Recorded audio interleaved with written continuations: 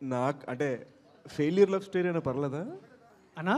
Failure love story అయినా పర్లేదు అంటే పర్లేదన్నా, పర్లేదన్నా, లవ్ స్టోరీ అంటేనే ఫెయిల్యూర్. ఎంతమంది రాంబాయిలు ఉంటే అంతమంది రాంబాయిల స్టోరీలు చెప్పండి అన్న, పర్లేదు మేము వింటాం. ఒక్క రాంబాయి, ఓకే డన్.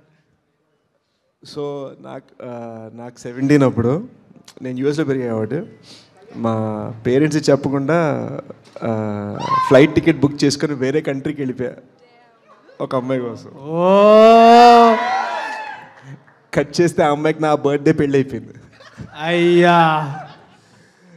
సో సినిమాలో నువ్వు అలా అరిచినట్టుగా మధ్యలో కొంచెం నేను అరిచాను అనమాట. బట్ జరగాల్సింది జరిగింది. ఆ రాంబాయి ఎక్కడున్నదో నాకు తెలియదు కానీ ఆ రాంబాయి ఈ శేషన్న రాజును మిస్ అయినందుకు పర్లేదులే, ఇప్పుడు అంతంత పెద్ద పిల్లలు ఉన్నారు అమ్మాయికి. So happy. అమ్మో, పిల్లలు చూసుకోవడం మనవాళ్ళు కాదు.